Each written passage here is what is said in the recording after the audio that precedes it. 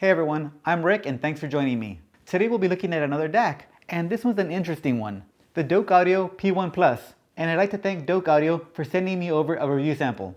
So first things first, let's get this guy opened up and we'll take a look at the unit. The VU meter is connected with this stereo plug and it just drops right in and you can rotate it any direction you'd like. Really nice weight on the VU meter, honestly, it feels great, wonderful build quality. To turn the P1 Plus on, we'll hit the first button, which is labeled volume. You won't see any movement because I don't have signal coming in here, but the colors are controlled through the back. You have this setting where it has kind of a rainbow effect, and we have some dimness and brightness. It does get pretty darn bright. The one thing that I did notice is on the LED colors, the one thing it doesn't have, it has a great yellow, green, and red, but purple and blue, not so much. That's the closest I can get to my blue. So I wish it had a brighter blue LED. And it would have been cool to see that screen's blue color be able to change as well, so you always have it matching. But it's not bad at all. And now we can control our volume with the encoder. If we press down on the encoder, you'll see the input change. Bluetooth, RCA, aux, USB, optical, and coaxial. The next button is our tone. Turning it doesn't do anything until you select it. Once we press down, we have our bass and our treble. Let's take a look at the back side. Starting from the left, we have our analog outs, one set of RCAs, and one set on 3.5mm stereo. And here's what makes the P1 unique in that it has analog ins, so that's really awesome. We can add a turntable here or something else that only has analog. We have a set of RCA ins and an aux 3.5mm in. Then our digitals, coaxial in, and Toslink optical in. We then have a Toslink optical out, but that one can only be used when we have a computer connected via USB, then we can shoot that signal out. Now normally on like $1,000 DACs, I think this is a weird feature, because you want to use that money in your DAC. But in something in the $200 range, this is more a convenience thing, where this is converting the USB audio out to SPDIF, in which case now we can send it over to a higher end DAC.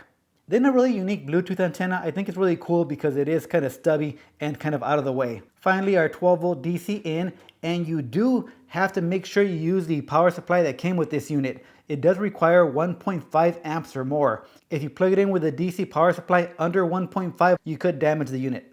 So back to the front. The aesthetic is really interesting. Like my friend Ed over at Old Guy Hi-Fi stated, he noted the steampunk aesthetic, and I think it's kind of there, but it still needs a little something to make it real steampunk. So let's see what we can do about that. Now we're steampunk. I went ahead and hit the edges with a matte black finish, and I did the front side with an antique gold. Now on the top I just gave it a regular clean finish, but on the front I gave it some texture. So I went with one coat and then I hit it with a heat gun so the paint bubbled a little bit. Then I give it a quick sand and then I give it another coat so we have some striations going to the side to give it a little more character. But I think this is kind of the combination that it really should have came in. Not necessarily the texture, that's more something I like, but a nice bronze or antique gold would have finished off the steampunk look, and I think it looks really cool like this. I do wish the lights could have been orange, but it looks good with the lights off as well, and then they can just control the volume with the control. So it looks like I'll be buying this unit now that I customized it. But I did want to show everybody that it's okay to have fun with your devices, and I think it came out really cool. I really dig it. Another option I thought is maybe a hammered finish. That would have been really cool as well. And the build quality really is good on this unit. It's super solid all the way around. As for the VU meter, always make sure that the unit is powered off when mounting and dismounting the VU meter. You could damage it if the power's on. Back to the looks. I'll be the first to admit that this DAC is not for everybody. But if it is for you, I'm sure you'll love it. Let's go through the specs before I share my listening impressions. The DAC chip used in the P1 Plus is a single ES9018K2M, capable of handling PCM up to 32-bit 384 kHz and DSD up to DSD256. The Windows drivers are also included in a little USB flash drive. The tubes are a pair of Jan 5654s. As for the headphone output, it can output up to 750 milliwatts. And the line level outputs do give you the full 2 volts, which is great to see. I personally hate to see these odd voltages on the outputs. And finally, the P1 Plus comes in at just under $200, $199 currently. As for the sound, I listened to the P1 Plus with a couple different amps, and I used the P1 Plus as a preamp as well as just a DAC. The Douk Audio F5 Class A tube amp, a pair of topping B100 Class AB monoblocks, and an Iota VX PA3. First, the Douk F5 tube amp.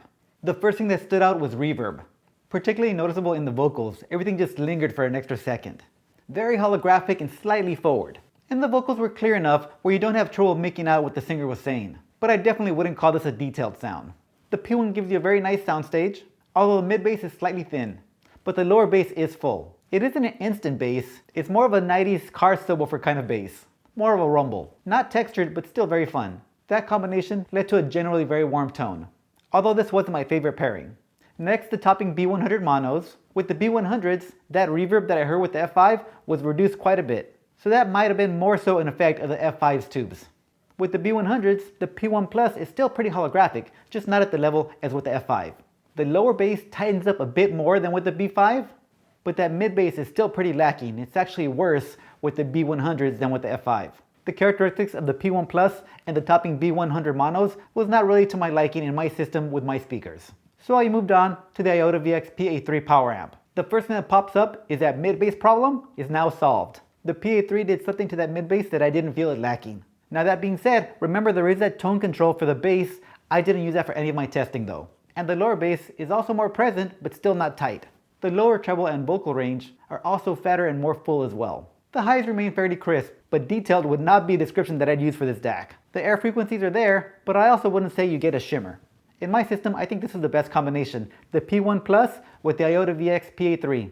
I also tried the P1 Plus as a DAC only, with the volume set to 99 to send the full 2 volts over to my Jongsung JA1 preamp. And that gave me a more lively and energetic sound. So what are my final thoughts on the Douk P1 Plus? The vocals of the P1 Plus is ace. It has this wonderful holographic presentation that you would expect from a tube device. I've heard people say that tubes and buffers don't make a difference in the sound. Well, my limited experience has been that tubes make a difference everywhere. And I think the P1 Plus does better with less complex music. Phil Collins' In the Air Tonight and Joji's Slow Dancing in the Dark sounded beautiful with the P1 Plus. And the P1 Plus also does strings very well. Every strum and pluck has this very nice glow to it. Nothing about the P1 Plus says accuracy. The combination of the ESS ES9018 and the 5654 tubes do make for a colored sound. But just like the P1 Plus's design, it's a sound with character. And in that regard, I think it's a great product. If you're looking for character and not a studio sound, treat yourself to one of these and let me know what you think. And also, if you guys do decide to give yours a paint job or customize the finish, please let me know and send me a picture. So that's all I have for this one. Thank you guys for watching, and I'll see you on the next one.